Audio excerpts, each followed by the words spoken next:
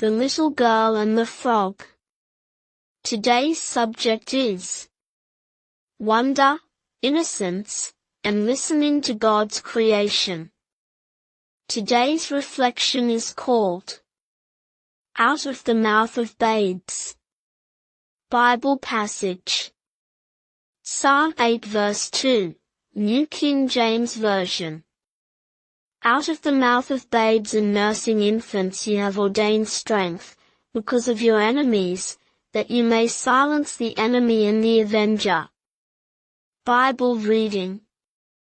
A little blonde girl lays by the edge of a sunlit pond, her hair golden in the afternoon light, as she talks softly to a green frog perched on a lily pad.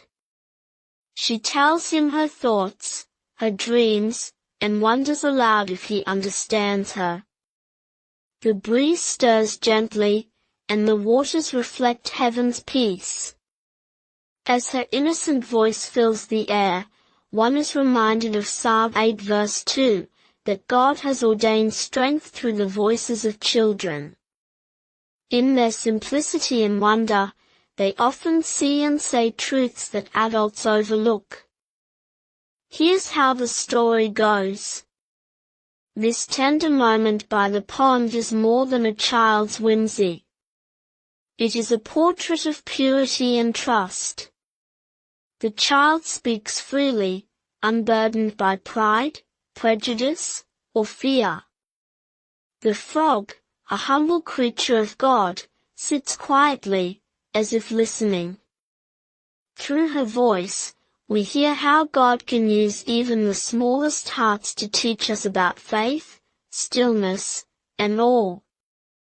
It reminds us that creation listens, and sometimes it takes a child to remind us to stop, speak gently, and see God's hand in the ordinary.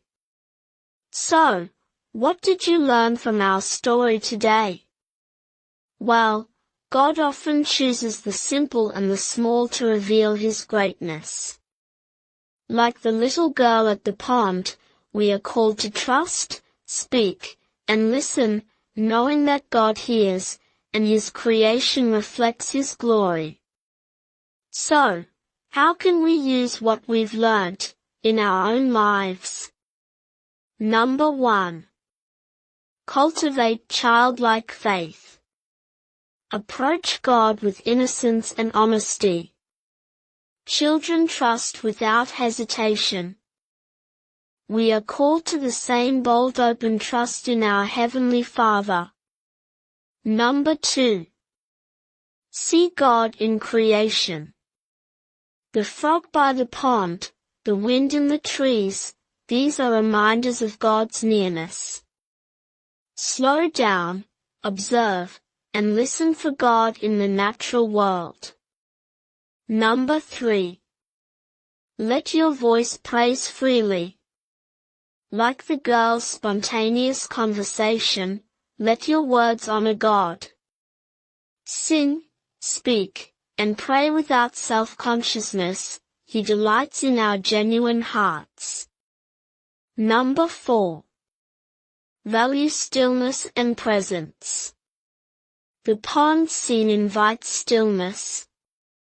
In quiet, we often hear God best. Set time aside today to sit, reflect, and simply be with Him. Thank you for taking this quiet moment to reflect with me. Life moves quickly, but these small still moments, a child's voice, a frog's stillness, the whisper of Scripture, hold deep truths. As you go through your day, may you carry a child's heart, an ear for God's voice, and a soul ready to be still. May grace and peace be yours abundantly. May God bless you, and your family, and watch over you always.